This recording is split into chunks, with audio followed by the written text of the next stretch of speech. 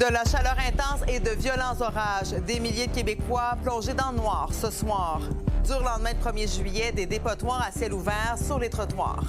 Puis c'est pas à l'ensemble de la population à prendre le coup de, malheureusement, certaines personnes qui se sont laissées traîner. Quoi faire avec les délinquants qui abandonnent leurs déchets? Et c'est officiel. J'annonce mon intention de me présenter comme candidate députée dans le comté de Trois-Rivières. Christine Fréchette, candidate dans la circonscription de Trois-Rivières. Il est 22 h, c'est l'heure de Nouveau Info.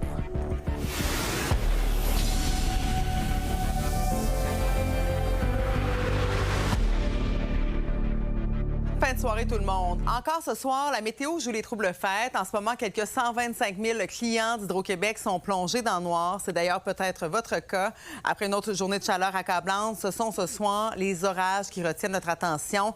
Il y a plusieurs régions qui ont été touchées. Regardez ces images. Des dégâts importants ont été rapportés, notamment à l'Assomption, où des rafales ont dépassé 100 km/h. Un chapiteau a même été emporté par le vent et plusieurs branches d'arbres ont été cassées.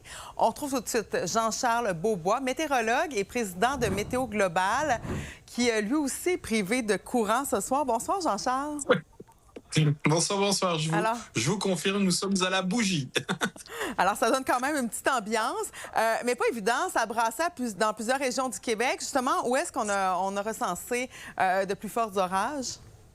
Ben, je peux vous dire qu'on a eu vraiment des bandes d'orage très actives depuis la rive nord sur Montréal aussi, puis sur la rive sud, puisque moi je me trouve actuellement sur la rive sud, avec des rafales de vent qui étaient proches, voire qui dépassaient légèrement les 100 km/h, donc ce qui entraîne évidemment pas mal de dégâts. Ça a été relativement court, hein. On parle de 45 minutes pour l'ensemble des précipitations et la foudre, etc.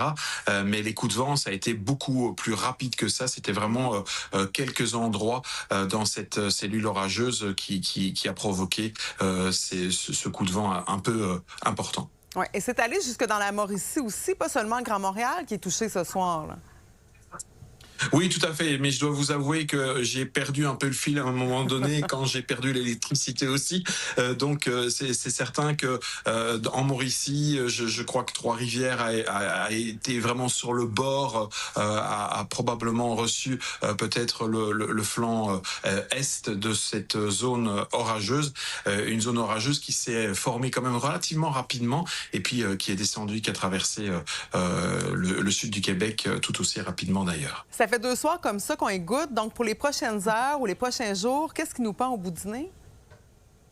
Ben, je dirais que c'est un peu une bonne nouvelle parce qu'évidemment, on va avoir des températures qui sont un peu plus élevées pour les prochains jours, hein, jusqu'à samedi plus ou moins. On va être entre 30 et 32 degrés pour la journée. Ça va stabiliser un peu les masses d'air et donc on va avoir moins de conflits de masses d'air et donc moins de risques d'avoir une formation orageuse, surtout de cette ampleur. Ça ne veut pas dire qu'on n'aura pas encore ici et là des averses orageuses, mais ça sera beaucoup moins important dans les prochains jours.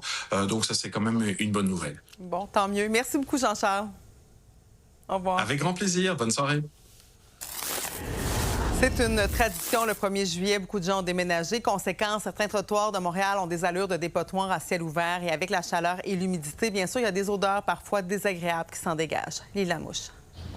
On croit que 5 tonnes d'encombrants vont être ramassés prochainement. La ville assure que cela va prendre une semaine pour les équipes de nettoyage pour en venir à bout. Et il y a d'ailleurs des équipes supplémentaires dans les quartiers Mercier, Hochelaga, Maisonneuve et Ville-Marie. D'une part, j'aimerais ça que l'ensemble des citoyens qui déménagent se sentent aussi responsables des déchets qu'ils laissent derrière eux. Ce que je me rends compte depuis que je suis arrivée à Montréal, c'est qu'au niveau de la propreté, au niveau du déneigement, au niveau des nids de poules, nous avons un défi énorme d'équipement. Les résidents de Montréal pourraient, en temps normal, se risquer à une amende pouvant aller jusqu'à 4 000 $. Je ne suis pas actuellement encore dans la partie coercitive. C'est pas à l'ensemble de la population à prendre le coup de, malheureusement, certaines personnes qui se sont laissées traîner. Hier, c'était le 1er juillet. Donc, il faut laisser quand même le temps de récupérer soit les meubles, soit les matériaux, les objets, mais aussi les déchets. Là, c'est une autre histoire. Ça me dérange parce qu'aussi à Montréal, on a la possibilité d'avoir les endroits qui sont corrects pour jeter nos choses.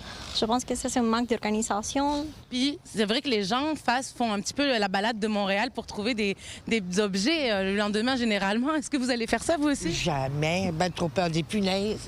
Je regarde quand même s'il y a des choses le fun, mais ça me dérange pas du tout. À Montréal, il y a 7 éco-centres et plusieurs organismes pour récupérer des meubles. D'ailleurs, pour Recy Québec, eh bien, des options, il y en a. L'idée, à la base, c'est de s'assurer de produire le moins d'encombrants possible. Il ne faut pas oublier que des fois, le déchet, notre propre déchet, c'est une ressource pour quelqu'un d'autre. Il y a des friperies, des ressourceries. Il y a aussi auprès des églises où on peut amener certains biens qu'on n'a plus de besoin. Les meubles qu'on voit, par exemple, dernier mois, ils ne vont pas être réemployés, ils vont aller au dépotoir. Donc ça, c'est très malheureux. Dès qu'on sait qu'on va déménager, là, quelques semaines ou quelques mois, même avant le 1er juillet, il faut commencer à penser à qu'est-ce qu'on va faire avec ce qu'on ne va pas garder. Il y a une question aussi de civisme beaucoup. Alors oui, chaque année, le problème des encombrants est de retour, mais cette année, moins que d'habitude. Alors attention, c'est pas parce que les gens font plus attention nécessairement, mais plutôt parce qu'il y a une crise du logement et donc moins de déménagement. Et oui, un problème en cache souvent un autre. À Montréal, Lila Mouche pour Nouveau Info. Pendant ce temps, la vague de chaleur intense se poursuit au Québec et c'est encore plus difficile pour les personnes qui sont en situation d'itinérance.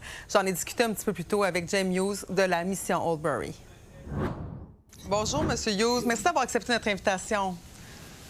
Merci beaucoup. Quand on vit des vagues de chaleur comme ça, bien sûr, on pense aux gens qui sont vulnérables, aux personnes qui sont sans logement. Alors, comment ça se passe pour votre clientèle, vous, à la mission Oldbury? Bien, chez nous, comme dans les autres organismes, ça va très difficilement actuellement à cause de la chaleur. La chaleur est particulièrement dangereuse pour des personnes qui restent dans la place publique. La température dans une tente peut être 15 degrés de plus que ce que nous vivons à l'extérieur. Donc, c'est pourquoi il faut être super vigilante actuellement. Il faut rentrer des gens à l'intérieur des bâtisses en autant possible. Ils sont tous ventilés. Il y a des bouteilles d'eau. C'est très sécuritaire à l'intérieur, mais c'est ça, à l'extérieur, super problématique. On voit les ambulances maintenant qui doivent visiter souvent des campements comme la Friche Notre-Dame. Donc, c'est super problématique à l'heure actuelle.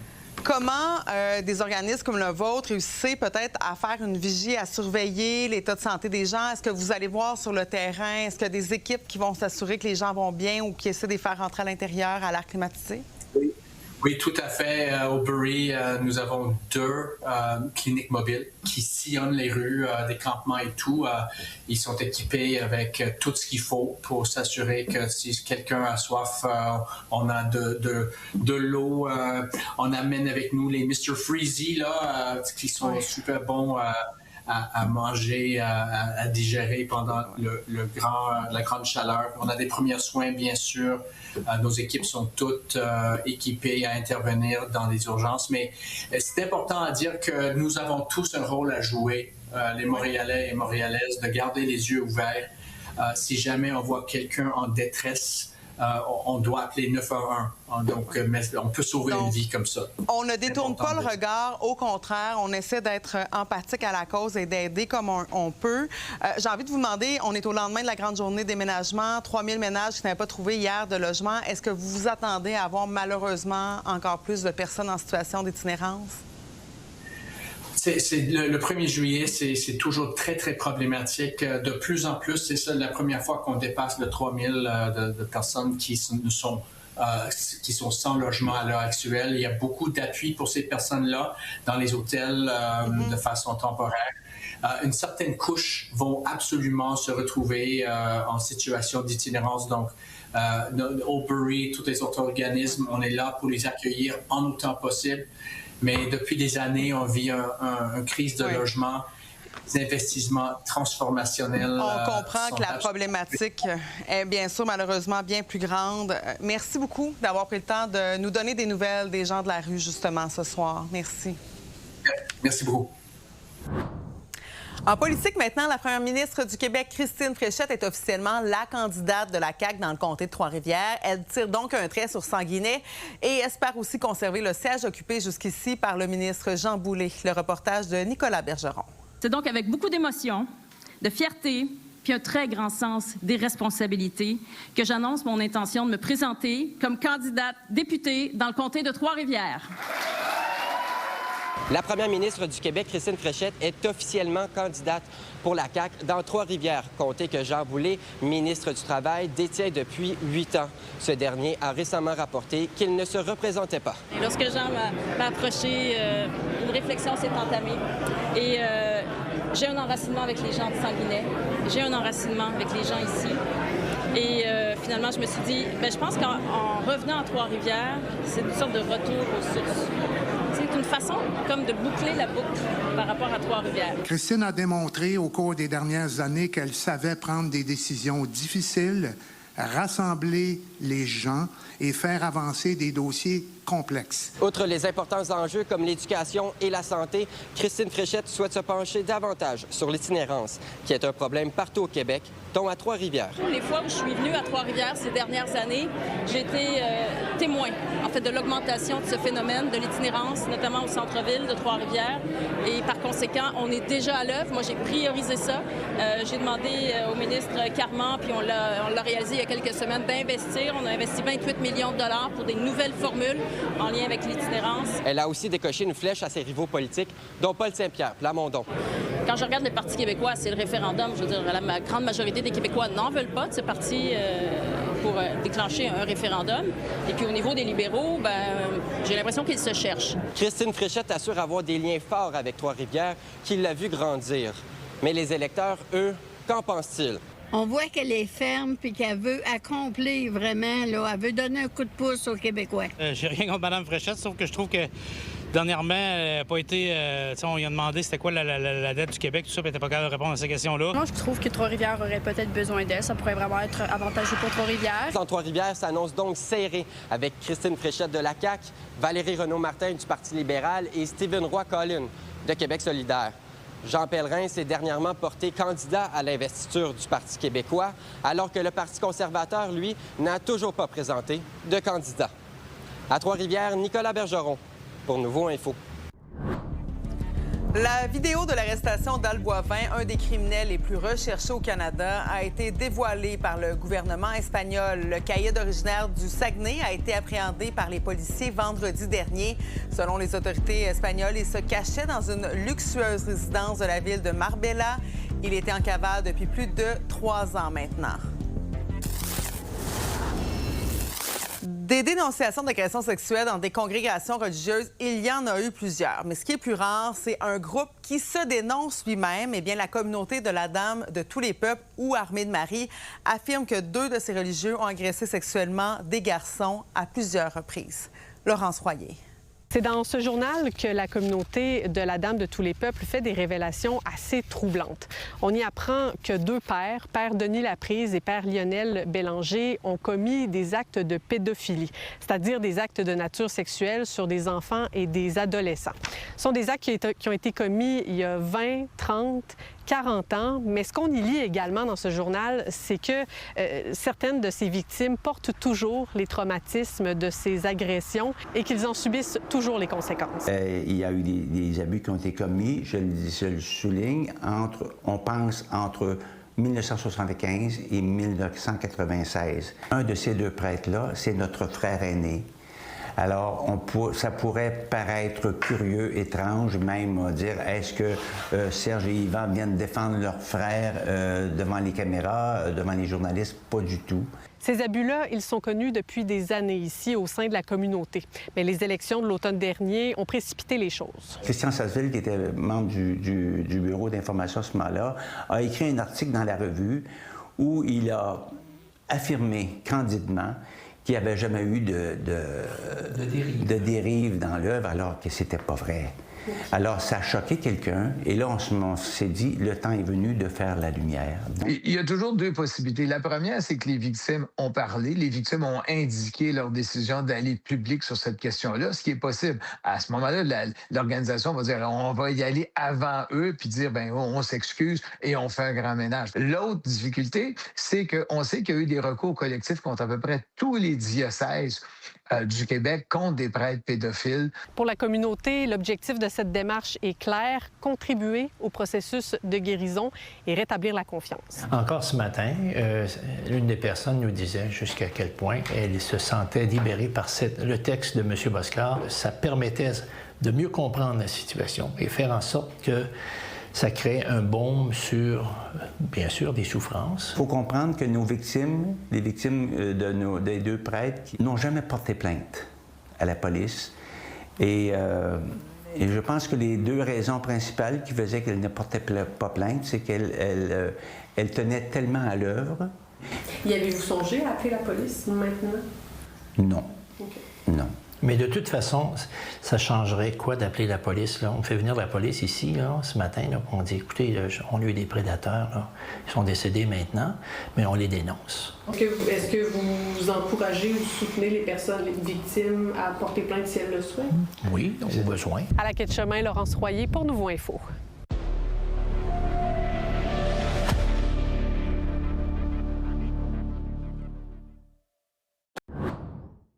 Guerre en Ukraine maintenant. La capitale, Kiev, a été secouée cette nuit par la pire attaque russe depuis le début du conflit. Une frappe qui a fait plus d'une vingtaine de morts, près d'une centaine de blessés également.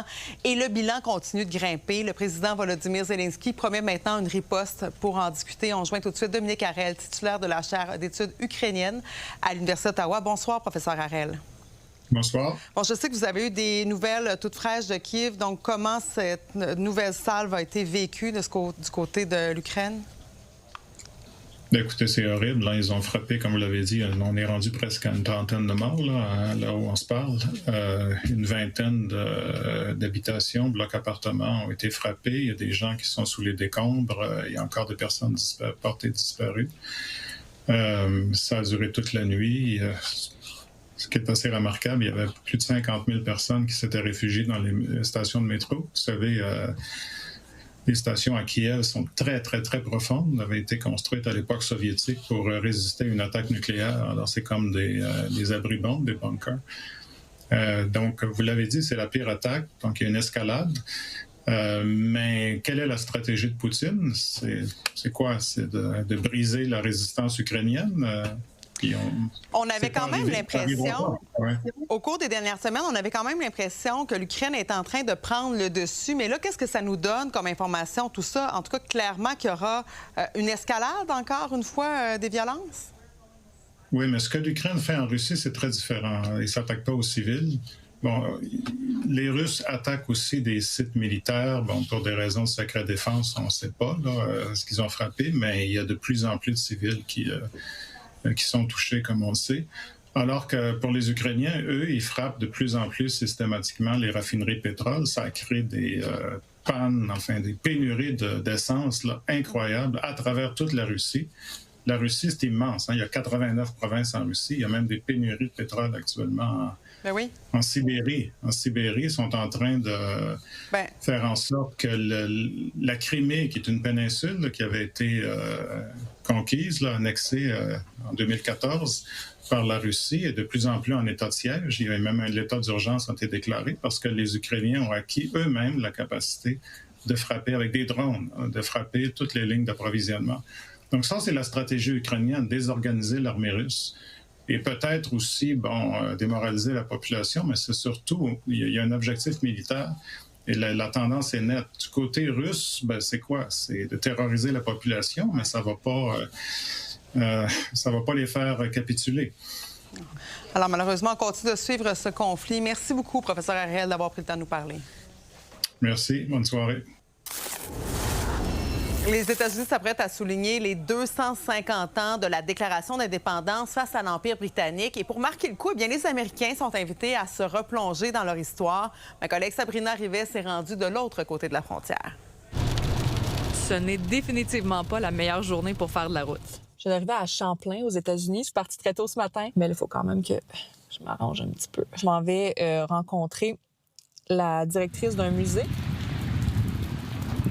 Je me rappelle de ça, les soirées, les veillées. L'historienne Céline Racine-Paquette a fondé le Centre historique Samuel de Champlain dans l'État de New York. Et pour cette femme de descendance canadienne-française, il était important d'organiser des activités de commémoration. Well, we have to remind people that 250 is a long time. I know compared to countries in Europe it isn't, but 250 as a republic and with all the freedoms we have and We haven't had, well, we've had a couple wars, but our country has held together. Can you speak a little bit of French now? Or... Yes. My mother was from l'Acadie. I don't know if you know l'Acadie. Oui, l'Acadie, small town. Near Saint-Jean, sur Richelieu. Je suis très fière d'être américaine. Toutes les libertés que nous avons, les opportunités pour le travail, pour l'éducation. C'est vraiment important, ce qu'on m'a dit, qu'il y a des activités un peu partout à travers les États-Unis, mais c'est particulièrement important dans les petites villes, comme ici à Champlain. You know, the history in 250 years covers a lot of major events, and I think we mainly focus on the major events. But sometimes the major events have very local impact.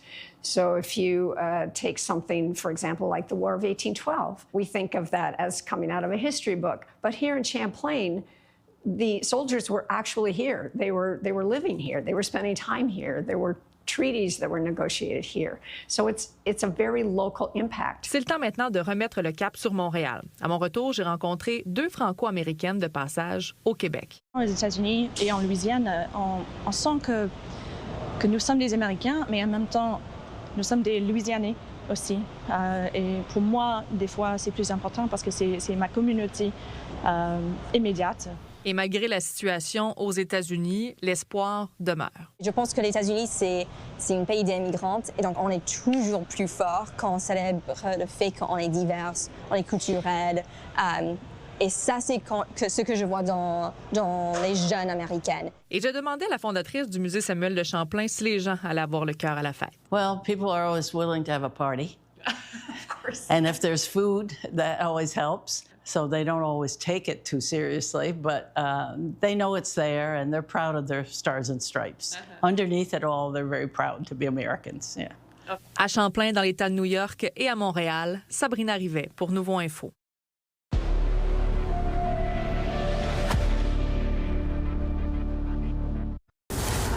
À New York, les préparatifs pour le mariage de Taylor Swift et Travis Kelce vont bon train. La cérémonie aurait lieu demain à 17h au Madison Square Garden devant 1000 invités. Les rues près de l'amphithéâtre seront d'ailleurs fermées cette nuit pour permettre aux équipes de tout installer. Ben voilà, c'est complet pour ce soir. On a toute l'équipe. Merci d'avoir été là. Demain, on surveille l'annonce de candidature de la CAQ, notamment dans la pelleterie occupée par l'ex-ministre Éric Kerr.